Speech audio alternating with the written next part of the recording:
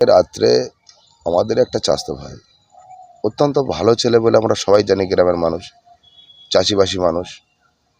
কাল রাত্রে হঠাৎ একটা খবর এলো আমার কাছে, রাত্রে এই 12টা থেকে 12:30টার ভিতরে, যেরকম বাবলু বলে ছেলেটা মাঠে পড়ে রয়েছে। কি হয়েছে আমরা বুঝতে পারছি না, মাথা দিয়ে রক্ত ঝরছে, মুখ চেনা যাচ্ছে না। আমরা সব গ্রামের মানুষ, প্রচুর শয়ে শয়ে মানুষ, আমরা রাত্রে সেখানে পৌঁছলাম। মাঠে গিয়ে দেখি উপরে রক্তাক্ত অবস্থায় পড়ে আছে, মাথায় ব্লিডিং হচ্ছে। সঙ্গে সঙ্গে আমরা পুলিশকে খবর দেই। পুলিশ আসে, এসে জিরেন গাছে নিয়ে গেলে মৃত বলে ঘোষণা করে।